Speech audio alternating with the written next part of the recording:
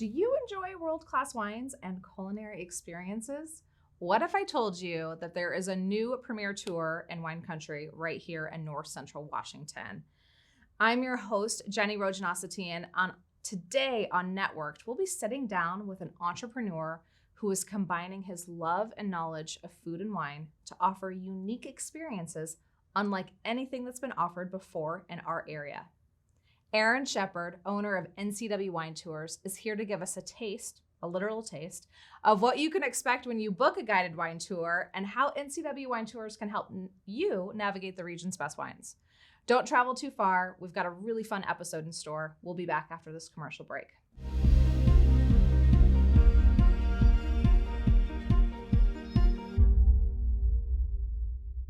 And welcome.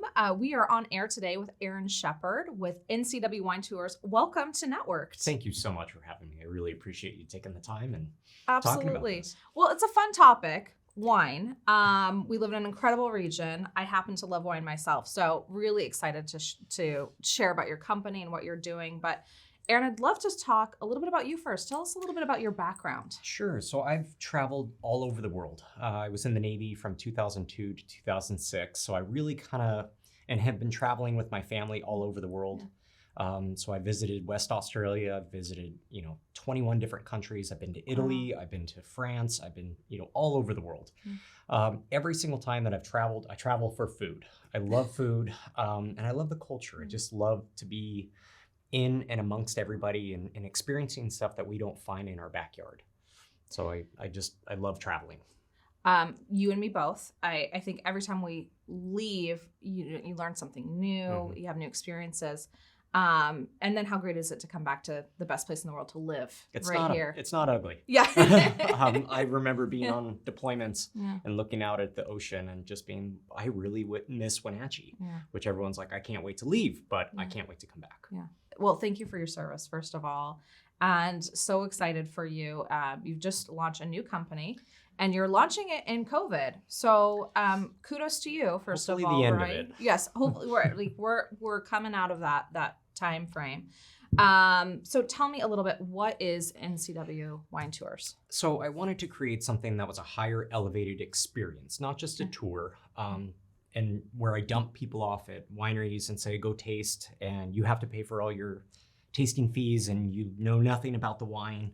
I wanted to create something that was more of an experience and more of an elevated group where people learn stuff.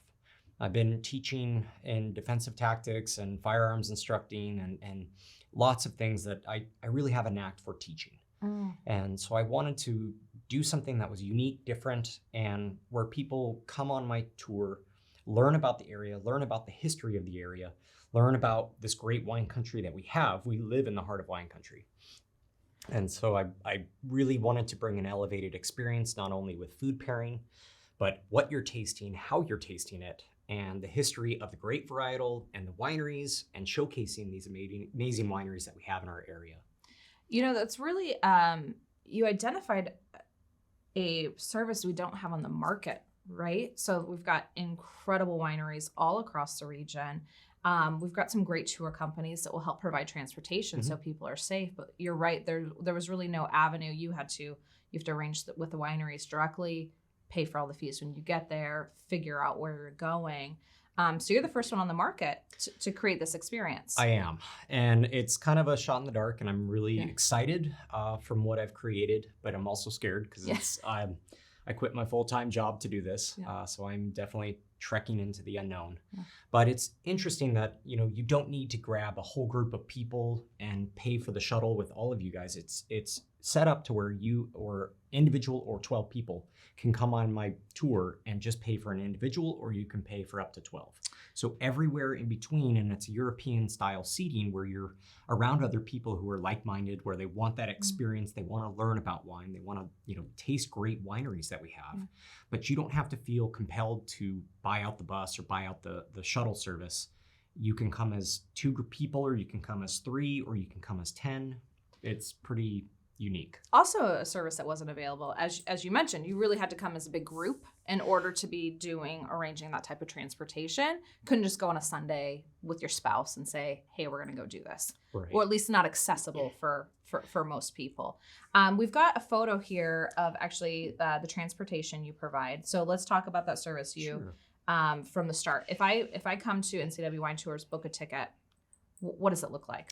So the website, it's live. Okay. We're able to, you can pick up to one person, you can pick up to 12 people. Okay. Have room for 13, but I didn't want to advertise in case somebody has to sit next to me, that 13 passenger is right next to me. So some people may feel like they got cheated out of a seat where everyone gets, so they're leather interior seats. We have 2 TVs. We've got a refrigerator in the back of the bus to hold your wine that you purchase. We also have racks to be able to, if you want to buy cases.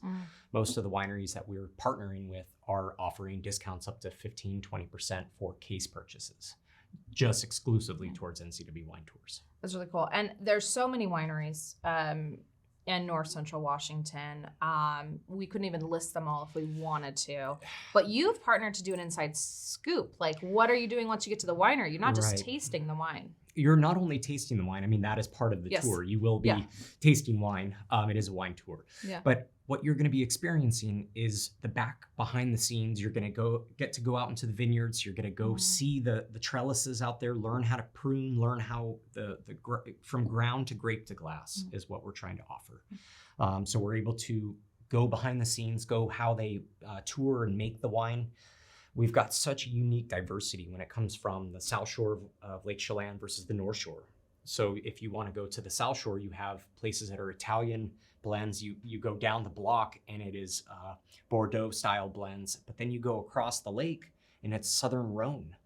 So you can really travel and taste the difference between the South Shore, North Shore. Most of these are estate grown wineries. So you're not only tasting the individual wine grapes that are grown in North Central Washington, but you get to learn how it's made, meet the winemakers, go experience, and we are excluded privately in an area that we can just relax and hang out and get to learn about this. So I'll teach you the winemaking process. I'll teach you how to taste, what you're looking for, how it matches with certain varietals, with certain food, so that, tannins with, good fatty food, or like an acidic wine that can cut through goat cheese, or easy pairing for sushis, Thai food, especially. So it's, and then the next segment, we're actually going to taste some wine. So correct. How cool is my job today, doing some great wine tasting. There's so much to learn about wine, and it's a huge field. It's a very big business worldwide. I want to talk a little bit about your training in wine when we come back, because there is an art to that as well. Very much is so. Yeah, but one little last photo plug. I think we have a photo of your son. So this has been your partner building this new business. This has been. Okay. So we had our son in August, and his name's Rhett. And congratulations. It's been super fun. So I took about 12 to 16 weeks off for paternity leave, and I just absolutely immersed myself. And for the amount of information that I've tried to learn, it is drinking water out of a fire hydrant that is at full speed. There is so much to learn, but it's also fascinating. It is exciting for me. It never gets old. Instead of when I read something, it is, where can I learn more? So it's just ever learning. Even when I was up at yesterday working with one of the wineries, learning the process of how they pick and pair wines. They described it as like using a full paint palette. Instead of your just, couple of varietals that you want to match with. You have the full plethora of being able to paint an entire picture with the full spectrum of color. They're doing the same thing with wine. Well, it's impressive that you took your maternity leave and used, I'm sure, not a lot of sleep, and you built a business. A little shout out to your wife as well, who's also an entrepreneur and has her own law firm in the community. So you've got it in the family, this entrepreneurial spirit. And she's actually a Psalm as well. Oh, okay. So I really owe everything that I have to my wife. I mean, she is absolutely a hard charger, the person that I bounce ideas off, has been teaching me and tasting with me, and because she went through the same program I did. So she's very knowledgeable too, and very she can taste things that I can't. Yeah. So we bounce ideas, and we're just a perfect partnership. So she's my inspiration and has helped me launch this idea, and has been the biggest supporter, to where I can literally do this full time. That's awesome. And also good job on the husband. Shout out there. So kudos to Nicole and all that you're doing. We have to go to a commercial break. When we come back, we are going to be doing some wine tasting and talking more about Wine Education 101. Yes. So don't go anywhere. Thank you.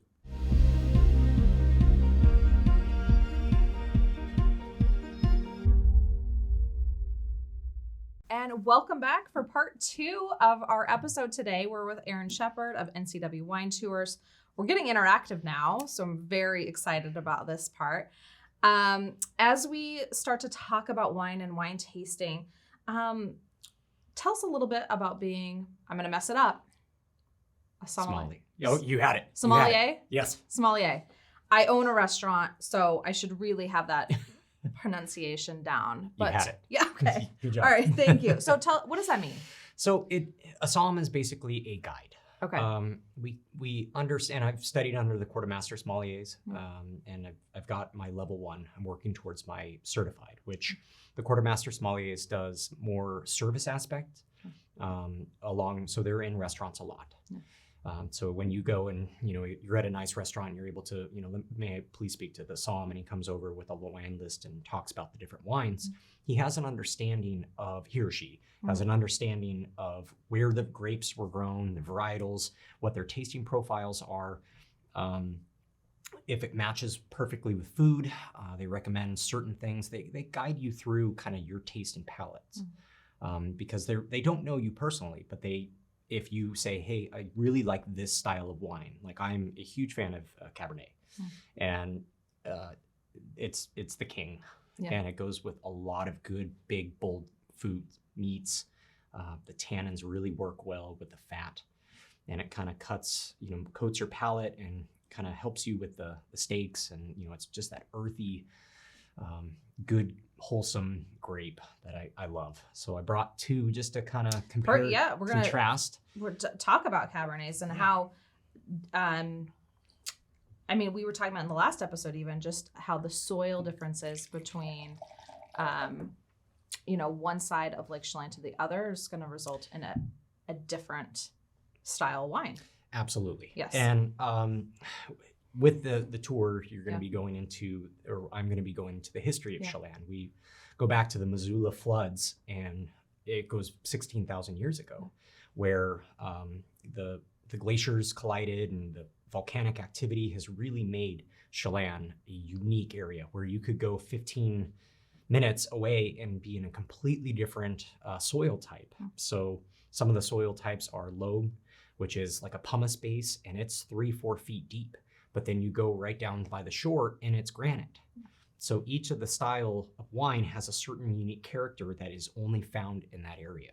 There's so much science to it. Oh my goodness, there is. And you have to become almost a geologist on what soil types do what to certain flavors and the profile characteristics, because this is a living thing. And that's what a lot of people don't understand, is that this wine is actually living. It's constantly changing. It's constantly being evolving, or just moving throughout the bottle. It can be in the barrel, it can be in the bottle. And each year that passes is changing the profile completely. So what I brought for you. Okay, so walk us through. So why do we swirl it? So swirling it opens up the aromatics of this. It really kind of allows because with wine, it needs air. It needs oxygen to be able to release some of the tannins or the aromatics of it. It really kind of opens up it and helps it be alive. So when you see people swirling it, they're just adding wine to the surface area of the grape. And people feel it's experiential. It's cool. Right. Everyone, how many times, you can swirl it over your head. It doesn't really matter as long as you don't spill it on yourself. Okay. Usually a good surface to keep it, flat, so you don't get wine everywhere. So and wear dark clothing like don't I am. Embarrass So yourself. yes, you don't want to be. You want to enjoy it, but don't be that person in the area. So what we look at too is we look at it on a white sheet of paper. So we have our sheet of paper here. So this is a dark red. It's like a ruby style. You'll see the core of it is a little darker than the rim. Yeah, I do And see so that. it's hard to see. Like, I know it's probably hard to wish for we our had a viewers camera. on here to come down, but it changes the color. So as reds age, they become lighter. really, Mhm. I would have thought White wines, it sounds as they counterintuitive. age, it does. Right, it sounds counterintuitive. Yeah. White wines, as they age, become darker, more complex. So when you see like a white wine, and then all of a sudden you see a really golden, delicious looking color, it's been aged, and it just brings out the characteristics from, age and oak and all that stuff. So it's fascinating. I mean, every single bottle and varietal has their own unique, and winemaker has their own unique process on how they want to make the wine and what they feel their expression is. Yeah. So everyone calls, legs and tears and, stuff like that. And I probably should have poured you a little bit more so you can fully understand, okay, Aaron, if I must. If you insist here. This way you can fully see the legs. So legs or tears is what the Spanish call them. So when they drip down and they're coating the glass, so we look at wine as either skim milk or whole milk. Okay. And so the more legs you see, the more faster they run. Comes from a hotter climate. It also has more alcohol. What you're seeing is the gripping of the alcohol coming down the glass side of the wine. So you can already start to break down as a somm what this wine is before you've even tasted it. Correct. Okay. I'm making, and they call it the deductive taste method. Okay. So I'm able to look at it and just look at the different colors. I'm also swirling to get that classification of if it's a hot climate. And as you can see, these are pretty decent legs. Yeah. So we know this to be coming from a hot climate, and where this wine is from is the Wall Oak Slope. Okay. Which in my personal opinion is some of my favorite in the state. So when you get, a little aromatic, it opens up a little bit. Everyone's taste and smell is different. So, and that's what's unique about wine is that you could smell something that I don't smell, or I smell something that you don't smell. Yeah, when you see wine tasting notes, it's you often see fruits described, everything to like ash and things you wouldn't think, right? Okay. Right. So, a lot of characteristics that are in a cab are the dark peppers, or the dark fruit, the red fruit, the peppers. You get graphite, like pencil shavings or lead. Right, with exactly. That pencil, like when you make a sketch and you smell all that stuff, that's characteristics of cab. You can also get eucalyptus or mint, which is a very, interesting. It's not just because you brush your teeth, it actually is some of the wine. So when you sniff, you want to go with broad. So I smell black fruits, like cherries. Yes. I mean, fruit, it's really fruit to me. Right. It's a lot of fruit forward, a lot of New World. When I say New World is, the Americas, Argentina, Chile, South Australia, or South Africa, even though it's Old World, but Australia and all those different New World are very much fruit forward. Okay. When you think of Old World, you think of Spain, you think of France, you think of Germany, think of Austria, you think of those kind of Central Europe. Italy is Old World. Right. They have a couple thousand years on us. Yes. Yes. Of winemaking. Yeah. So when we smell, you can take a little sniffs, and then you can taste. Okay. The good part.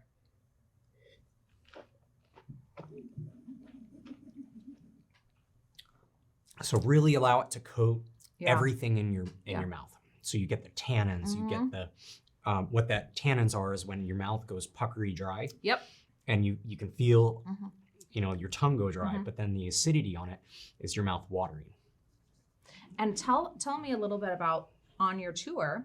So as you're trying a Cabernet, you're also pairing that with some food experiences. Correct. So if you're on a tour, yes, at one of our amazing local wineries, you're going to be doing this along with some food pairing. So I'm partnering with one of our local meat and cheese places. I don't know if I'm allowed to say names, but they're at Pybus. Okay.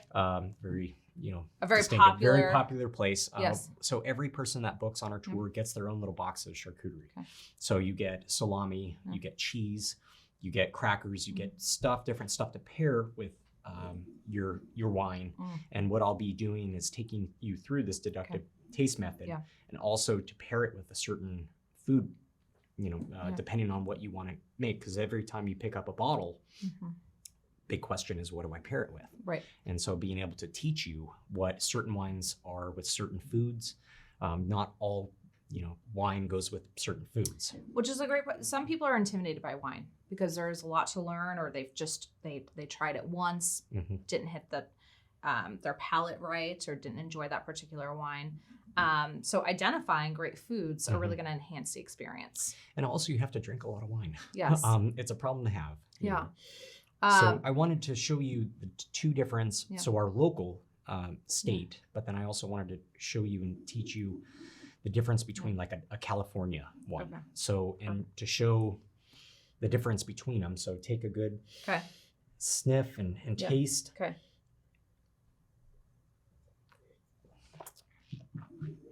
It's delicious. And I think we are running down on time. So I might have you taste the California. I'm going to continue to enjoy my Washington wine here. Tell me, I think Washington's really built a reputation for having incredible wine, but we have. California's been king of that for a long time. So they've been at it. I mean, the U.S. in general has just been fairly new. I mean, since the 1800s with, wine and business and everything else like that. Washington has only recently, within the last 30, 40 years, become the staple of winemaking that we are, and we're quickly catching up with some of the world-renowned areas. We're on the same parallel as the Rhone region, or just north of it, the 47th parallel. So we're in Burgundy and all that, the French comparison. So when I smell this, I get green peppers. I get, still the tannin, the smell of dark fruit, the graphite, the cracked pepper. Yeah.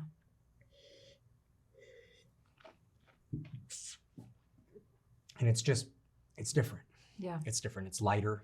I think Washington is quickly becoming a world famous area, and people from all over the state are coming to even Chelan and Yakima and the Wallach Slope and all our AVAs to experience it, because we are producing some of the best wine in the world that compares to some of the areas in the world. Right.